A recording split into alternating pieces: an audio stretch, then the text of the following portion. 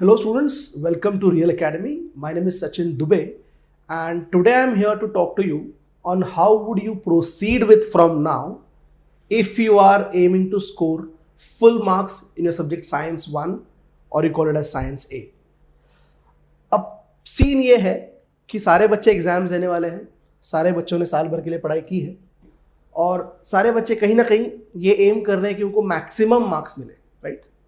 लेकिन रही बात मैक्सिमम मार्क्स लाने की, तो वो दो मेजर बातों पे डिपेंड करता है. पहली बात कि आपकी प्रिपरेशन कितनी हुई है, how much have you prepared, how much have you genuinely grasped, how much are you confident on that particular day. And second, how is the paper aligning with your line of preparation. जो आपने questions पढ़े हैं वो अगर exam में आते हैं तो डेफिनेटली आपको फ़ायदा होगा. जो चीज़ें आप ऑप्शन में छोड़ते हो अगर वो एग्ज़ाम में आते हैं तो आपको फ़ायदा नहीं होगा. मैंने एक बार 3 बच्चों से पूछा मेरे क्लास में कि how would you score good marks, आपका पेपर अच्छा कब जाएगा. तो एक बच्चे ने उठ के बोला कि सर अगर मैं बहुत अच्छा पढ़ाई करता हूँ तो मेरा पेपर अच्छा जाएगा. I was like good, fine.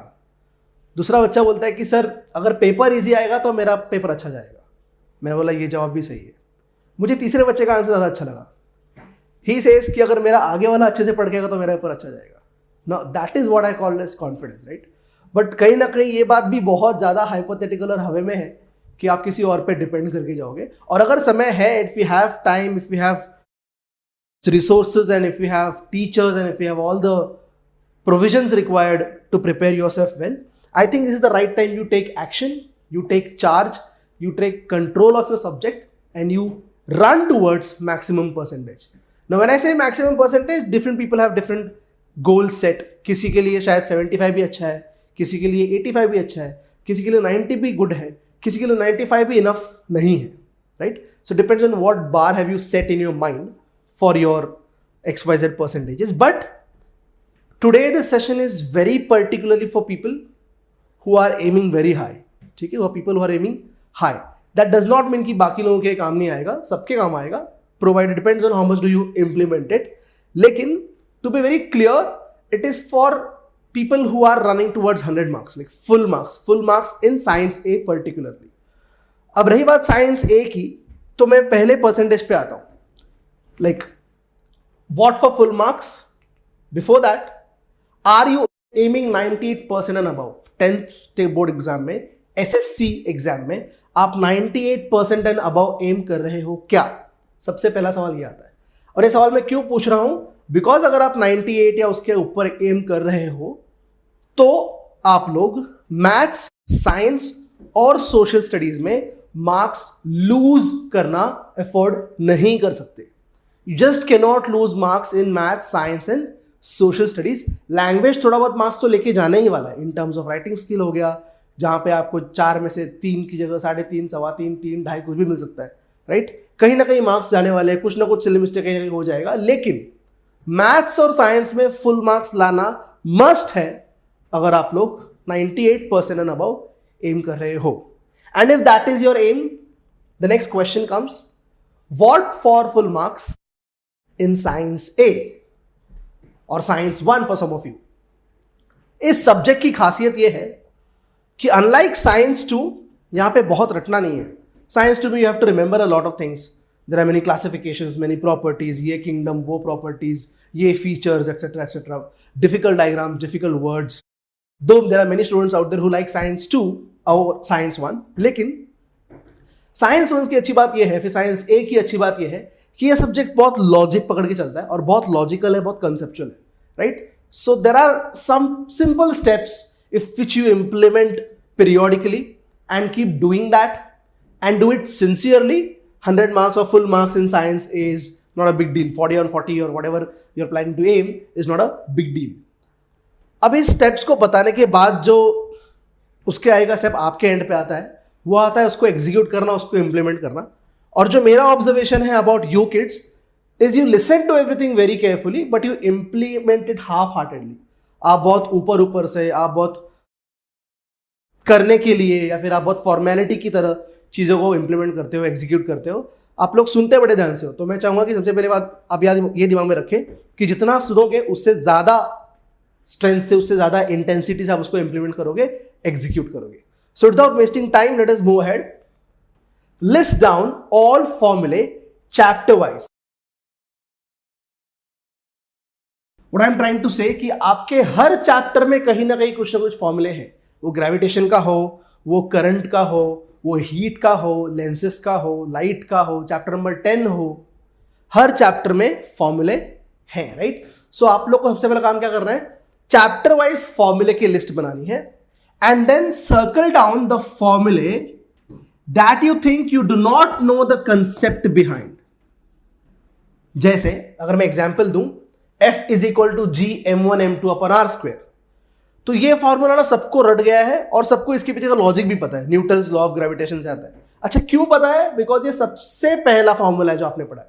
Science 1 का फर्स्ट चैप्टर का फर्स्ट फॉर्मूला जो आप सीखते हो वो ये सीखते हो, और शुरू में सब लोग बहुत एंथू में पढ़ाई करते हैं, इसलिए सबको याद रहता है. लेकिन अगर मैं पूछूंगा कि how many of you know the formula of escape velocity, और how many of you know what is the heat conservation principle in calorimetry, या फिर अगर पूछूंगा कि मैग्निफिकेशन फॉर्मूला क्या है in terms of V and U, तो बहुत बच्चे धीरे धीरे कंफ्यूज होना शुरू हो जाते हैं.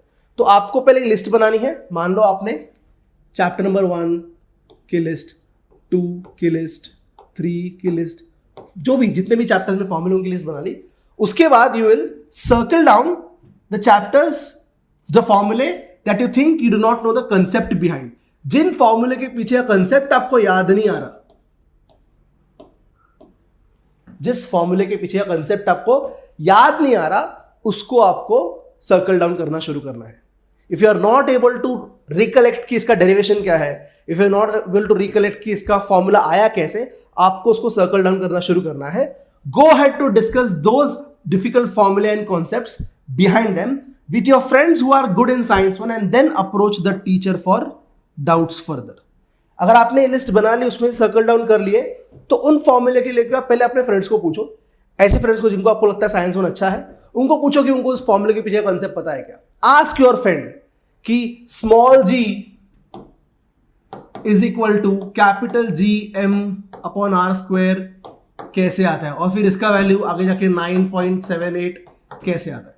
Ask this question to the friends in your vicinity, in your circle. What will they help you in? मान लो अगर ये सर्कल करते करते आपके पास 9 फॉर्मूले कलेक्ट होते हैं जिनके पीछे का कंसेप्ट आपको पता नहीं, जिसका डेरिवेशन याद नहीं आ रहा, तो ये दोस्त आपका 9 में से कम 5 या 4 डाउट तो क्लियर कर ही देंगे. You will be left with less amount of questions to go ahead with your teacher, because I know you are not very frequent in talking to teachers. आप में से बहुत बच्चे अपने टीचर्स से बात करते ही हो, ऐसा नहीं है. हाँ, फ्रेंड्स से you can talk, right? So please go ahead and ask those to your friends, and then whatever is left out please reach out to your teachers for asking doubts. मेरा इस पूरे पॉइंट का requirement यह है कि हर formula आपको आना चाहिए, हर डेरिवेशन आपको आना चाहिए, उस डेरिवेशन से रिलेटेड हर कंसेप्ट आपको आना चाहिए. अगर ये पूरा चेन कंप्लीट होगा तो ही आपको न्यूमेरिकल आएगा, और कहीं ना कहीं न्यूमेरिकल फुल मार्क्स के लिए एक बहुत इंपॉर्टेंट इंग्रेडिएंट है. Moving ahead, write down all the laws, statements, rules mentioned in the entire book chapter wise, and make sure you have also understood them, not simply by hearted. Joule's law हो, Fleming's left hand rule हो, right hand rule हो, normal glitching की कुछ rules हो, Newton का law हो, कोई भी लॉ हो, कोई भी स्टेटमेंट हो, कोई भी रूल हो, चैप्टर वाइज पहले उसको नोट डाउन करना शुरू करो, लिखना शुरू करो. Write the entire law, actually just don't give the heading Joule's law, write down the entire law. And once you have written down, made down this list, पूरा दिन जाएगा आपका, शायद आधा दिन जाए पूरा लिस्ट बनाने में. उसके बाद बैठ के देखो कि आपको सारे लॉ सच में समझे हैं, सारे रूल्स सच में समझे हैं, कि आपने उसको बाय हार्ट कर लिया ताकि आपको लास्ट मोमेंट पे वो 1 मार्क या 2 मार्क मिल जाए. अगर आपने बाय हार्ट किया है तो आपको 1 या 2 मार्क मिल जाएगा, very good, but full marks की तरफ आप नहीं जा रहे हो. फुल मार्क्स आपको तब मिलेंगे जो वो सारे लॉज, रूल्स और स्टेटमेंट्स आपको सच में समझे हो और आपने सिर्फ बाय हार्ट ना किया हो. All the questions that involve diagram and theory to answer, for example working of motor या generator हो, या फिर human eye हो, myopia हो, hypermetropia हो, माइक्रोस्कोप हो, टेलीस्कोप हो, होप्स apparatus हो, ऐसे जितने क्वेश्चंस हैं जहां पे अगर शॉर्ट नोट लिखने को आए, आंसर इन ब्रीफ लिखने को आए, तो आपको एक डायग्राम के साथ साथ आंसर की जरूरत है। सिर्फ आंसर इनफ नहीं होता या फिर सिर्फ डायग्राम इनफ नहीं होता, उसको विद डायग्राम प्रैक्टिस करो। I tell you the logic behind it. अगर आप पूरा आंसर रटते बैठ जाते हो, उसके बाद डायग्राम अलग से प्रैक्टिस करते हो, तो आप डबल एफर्ट डाल रहे हो। ऑन द कॉन्ट्ररी, अगर आप डायग्राम पे ही फोकस करो, अच्छे से डायग्राम अच्छे से बनाओ और डायग्राम को इतने अच्छे से समझो कि लुकिंग एट द डायग्राम आपको एक एक पॉइंट्स याद आते जाए, लुकिंग एट द डायग्राम आपको पॉइंट्स याद आते जाए, तो आपका आंसर लिखने का प्रोसेस इजी हो जाता है। आपका आंसर लिखने का प्रोसेस इजी हो जाता है। फॉर एग्जांपल, होप्स एपेरेटस का जो ग्राफ है T1 और T2, उसमें क्लियरली दिखता है कि एक ग्राफ फास्ट नीचे आ रहा है, एक ग्राफ स्लो नीचे आ रहा है। अच्छा, जो स्लो नीचे आ रहा है वो 4 डिग्री पे स्टेबल हो रहा है। तो अगर मेरी ग्राफ की पढ़ाई अच्छे से हुई होगी, so I'll be able to write down, na, this is increasing fast, this is decreasing slow, at 4 degree this is stable, then it's abruptly changing, etc, etc, etc. Even in myopia, hypermetropia, what is the lens doing basically, right? So आप diagram पे focus करो, diagram को ध्यान से पढ़ो, ध्यान से practice करो, और फिर अगर आपने ऐसा किया तो डायग्राम को आप ड्रॉ करके उसमें से you can write down your points. I would call it as ethical copying. ऐसा कॉपी करना जो अलाउड है। मेरा डायग्राम है ना, मैंने ही बनाया, उसमें से मैं आंसर लिख रहा हूं, right? So that will help you. So please practice all those questions that involve diagram and theory so that they help you write your answers better. Further, you must solve yourself all the MCQs and extra numericals apart from textbook to ensure concept clarity. आपके text book के अलावा जो भी आपको extra material दिया गया है class से, मार्केट में अवेलेबल पब्लिकेशंस है, जो भी नोट्स मिला है, इंटरनेट है, जिस किसी रिसोर्स से आपको टेक्स्ट बुक के बियॉन्ड कुछ एमसीक्यूज मिल रहे हैं, कुछ न्यूमेरिकल्स मिल रहे हैं, तो please solve them down. Because text book के न्यूमेरिकल्स और टेक्स्ट बुक के एमसीक्यूज आप यूजुअली क्या करते हो पता है? आप यूजुअली याद कर लेते हो, और I will say rather you by heart it, right? और अगर कुछ बाहर से आ गया, कुछ घुमा के आ गया, कोई फॉर्मूला ट्विस्ट कर दिया, कोई वर्ड यहां से वहां कर दिया, यूनिटी बदल दिया, तो literally face problems. So to avoid that, concept मुझे समझाए कि नहीं, ये चेक करने के लिए टेक्स्ट बुक तो करना है ही, टेक्स्ट बुक के बियॉन्ड जितने एमसीक्यूज आपके पास अवेलेबल हैं, जितने भी रिसोर्सेज से सारे एमसीक्यू सॉल्व कर डालो और सारे न्यूमेरिकल सॉल्व कर डालो, because that will eventually help you be very confident about any kind of question that might arise in your paper. While learning, revising, writing the answers, see to it that you do not miss out keywords or scientific language. I come across many students who have this habit of saying कि sir मैं own words में answer लिखूंगा, मुझे रटना पसंद नहीं है, I like understanding and writing. All your Newton-Giri is good, but when it comes to scoring marks, when it comes to getting marks for your answers that you have scripted down, the examiner on the other end is purely there to check how much have you understood. At the same time, he needs to be very rational with allotting marks, right? You're not writing an essay over there. आपकी जितनी भी creativity आप languages के paper में use करो, वहां पे creative बनो, मुहावरे डालो, थॉट्स डालो, प्रोवर्ब डालो, शायरी लिखो. But when you are sticking to an answer which comes under the subject science, which is give reason, distinguish between, differentiate, write the properties, write the characteristics, you must stick to the keywords, you must stick to the scientific language. For example, अगर मुझे, I remember an answer from my 10th standard which was short note on a balanced diet. Now what is balanced diet? Balanced diet is simply diet which contains everything that is required by the body. एक body को जो लगने वाला है वो सब जिस diet में हो उसको बैलेंस डाइट बोलते हैं. लेकिन अगर मैं इतना लिख के आ जाऊं तो मुझे हाफ मार्क्स मिलने की भी प्रॉब्लम हो जाएगी. So I have to talk about carbs, proteins, fats, nutrients. Then I have to tell in my answer which food resources are giving these things, what is the proportion, what is the frequency, how does it depend on weight, how does it depend on gender, how does it depend on age, etc, etc, etc, right? So please make sure कि आपके answers में आप keywords को miss out ना करो, आप scientific language को miss out ना करो, बिकॉज वो कहीं ना कहीं एग्जामिनर को, पेपर चेयर को ये मैसेज देता है कि आपने बहुत ऊपर ऊपर से पढ़ाई की है, you have not actually gone deep into science. Okay, while chemical reactions form important part of the exam preparation, 4 chapters have reactions, list all of them down and learn them all. जितने भी reactions आपके book में हैं, वो neutralisation हो, वो reduction हो, वो ऑक्सीडेशन हो, वो रेडॉक्स रिएक्शन हो, वो एल्यूमिना बेस्ड हो, हॉल्स प्रोसेस पे हो, बेयर्स प्रोसेस पे हो, बैलेंस्ड करने के लिए हो, जितने भी रिएक्शंस आपके टेक्स्ट बुक में मेंशन है, एक बार आप फिर उनको चैप्टर वाइज लिखोगे. चैप्टर नंबर, उसके रिएक्शंस, चैप्टर नंबर, उसके reactions.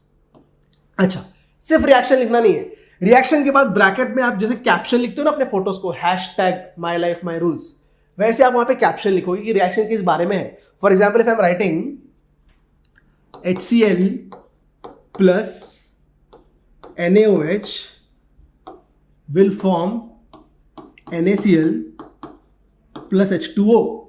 So I know this is an acid, I know this is a base, and acid and base are basically neutralizing each other to form a salt and water. So this is what? This is a neutralization reaction. तो जब मैं ये reaction लिखूंगा, so bracket में I'll write down neutralization reaction, या फिर reaction of acid with metals to give you hydrogen gas, whatever. तो जो भी आप रिएक्शन लिखते हो उसके ब्रैकेट में आप कैप्शन डालो कि रिएक्शन किस बारे में है. एग्जाम में नहीं, प्रिपरेशन के लिए. एग्जाम में आप ऊपर लिखोगे उसको, फिर जहां भी आपको डिस्क्रिप्टिव तरीके से लिखने का मन करे. बट रिएक्शंस जब रटोगे, लिटरली रिएक्शंस जब रटोगे, बाय हार्ट करोगे, ध्यान में रखने की कोशिश करोगे, सिर्फ अगर आप रिएक्शन पढ़ते गए NaOH, COH twice, Fe3 etcetera etcetera, H2SO4, तो ये हो जाएगा नहीं, वो याद नहीं रहेगा आपको, वो श्योर याद नहीं रहेगा आपको. आप उस XYZ कैप्शन के साथ याद रखो, ताकि बाद में आपको उस रिएक्शन को उल्टा भी लिखना पड़े तो आप लिख पाओ. ठीक है, so please practice all those reactions from each chapter. Basically 4 of your chapters have reactions majorly. Paper solving is equally important to paper analyzing. There are many people out there who have this habit of solving n number of papers. जिनको कोई तो बोल देता है कि तुम बहुत सारे पेपर सॉल्व करो तो तुम्हारा मार्क्स बढ़ जाएगा, लास्ट 10 years के पेपर सॉल्व कर दो, फुल मार्क्स मिल जाएंगे, etcetera etcetera etcetera. And people go on solving papers madly. मैं दिन में 4 करेगा, दिन में 5 करेगा. There is no point in solving papers if you are not finding time to sit and analyze your mistakes, right? अगर मैं first time science का पेपर देता हूँ और I'm scoring 34,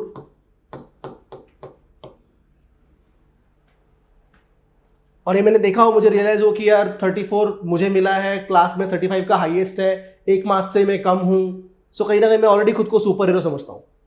and I directly go ahead and appear for another paper. फिर मिला कितना? 35. अच्छा, फिर कितना मिला? फिर 33 मिला. फिर अचानक से एक बार 37 मिल गया. लेकिन आप एक बात नोटिस कर रहे हो, इस सब में क्या मिसिंग है? इसमें ये मिसिंग है. You're not scoring full marks. And why are you not scoring full marks? Because you have not analyzed कि यहाँ पे जो -6 हुआ वो क्यों हुआ, यहाँ पे जो 5 मार्क्स गए क्यों गए, यहाँ का 7 क्यों गया और यहाँ का 3 क्यों गया. जो मार्क्स गए हैं मेरे, उस पे काम करना बहुत जरूरी है. Every time you solve a paper and you get it check, sit down with the paper, analyse your mistakes and make it a point that you do not repeat your mistakes, because repeating your mistakes is a crime, right? So please see to it that you write papers enough, get them checked, and sit down and analyze your mistakes. Finding your errors is way far important. अगर आपने दिमाग में रखा है कि मैं board exam के पहले हर सब्जेक्ट के 15 पेपर सॉल्व करने वाला हूं, मैं बोलता हूं 12 ही कर बेटा, लेकिन एनालाइज कर हर पेपर को. ठीक है? So on that note, I would say I wish you all the best. That is all that comes from me in terms of Science 1. Before I conclude this, I'd like to make one more point. Actually, 2 more points. One point is, if you are aiming full marks, you just cannot accept the concept of leaving an option. आप कुछ भी option में छोड़ के नहीं जा सकते. अगर आप ऑप्शन में कुछ भी छोड़ के जा रहे हो, फुल मार्क्स साइंस में भूल जाओ, 98% बोर्ड्स में भूल जाओ. You have to do everything. You just can't leave anything. पहली बात. दूसरी बात, presentation of the paper matters a lot. Okay? एक बात ध्यान में रखो कि आपके स्कूल के टीचर्स आपको जानते हैं, पहचानते हैं आपके नाम से, सरनेम से, बहुत टाइम से they know you, so when they are checking your papers they kind of have a feeling for you, they kind of are attached with you, they kind of know you, right? But in your board exams, your papers are going to unknown people to get checked, and there is no introduction, there is no history that you have with them. The only introduction, the only hi hello that happens between you and the paper checker is your handwriting, is your paper presentation, right? और ये जो teachers को paper जाते हैं ना check करने को, it's a very tedious job for them, बहुत हेक्टिक होता है उनके लिए, उनको टारगेट मिलता है इतने दिन में खत्म करो, इतने पेपर्स का बंडल है, पर पेपर भी उनको बहुत पेमेंट मिलती नहीं है, so they are really happy checking your papers, it's a task for them, और उनको भी उनके घर के प्रॉब्लम है ना। तो ऐसे में अगर आपका एक पेपर आता है जो बहुत शैबी है, जो फर्स्ट पेज से ही चेक करने में टीचर को तकलीफ हो रही है, तो आप पहले ही पेज में टीचर के दिमाग में अपने लिए गुस्सा डाल रहे हो, एक नेगेटिव एरिया क्रिएट कर रहे हो, जिसका इंपैक्ट हर पेज पे आने वाला है।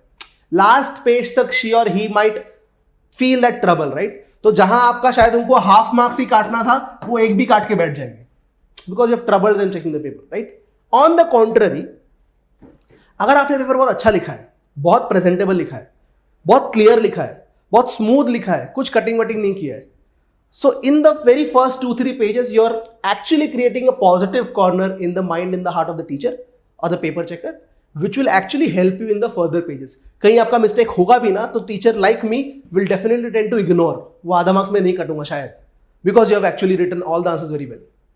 सो ये साइकोलॉजिकल बात है जो बहुत इंपैक्ट करती है। हर साल ऐसा हमने देखा है रिजल्ट्स में कि कुछ बच्चे होते हैं जिनको हम एक्सपेक्ट करते हैं 92 तो पक्का क्रॉस कर जाएगा, और वो बच्चा लैंड अप होता है 86-87 पे। हर साल वी गेट 3-5 स्टूडेंट्स। कुछ बच्चे होते हैं जिनको हम एक्सपेक्ट करते हैं तो यार 70 के भी प्रॉब्लम है, बट वो आराम से 81-82 तक पहुंच जाता है। यहां पे जो मेन फैक्टर है ना, वो हैंडराइटिंग है। कुछ बच्चे जिनका प्रिपरेशन बहुत अच्छा नहीं है, प्रेजेंट अच्छा कर देते हैं, मार्क्स ले आते हैं। कुछ बच्चे जिनका प्रिपरेशन अच्छा है, प्रेजेंट अच्छा नहीं करते, मार्क्स गवा बैठते हैं, राइट? सो प्रेजेंटेशन पे बहुत ध्यान दो, and I want all of you all to easily cross 98%, and then we can meet further as well. That is all from me as of now for Science 1.